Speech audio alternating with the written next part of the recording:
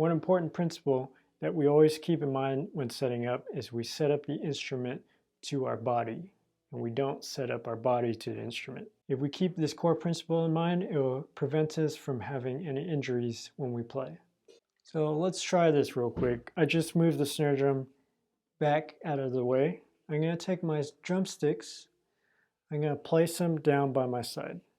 I'm going to sit up nice and straight, and closing my eyes, I'm going to bend my arms up from my elbows, and I'm going to place my sticks where I think the center of the drum should be. My upper arm is in line with my body. I'm taking the tips of my sticks and pointing them together as close as possible without touching each other. This should be where the center of the drum is. So with that in mind, I'm going to move my snare drum into place now, where my hands are. So if it's off at this point, you can go ahead and adjust if needed. Maybe you need to raise or lower your drum.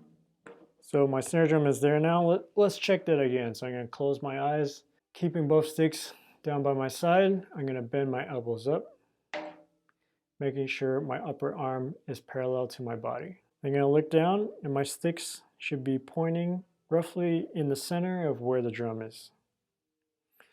So from there, it's a little bit off. I'm going to make a little micro adjustment here. And boom, perfectly in place, ready to go. So a couple of troubleshooting items if you're setting up and it seems like your elbows are back here. See how my upper arm isn't in line with my body? That means my snare drum's too close. Another common mistake I see is people setting up and their arms or their wrists are bent down like this when they're playing. This is a really fast way to injure yourself when you're playing. So you always want to make sure this wrist is flat with your arm.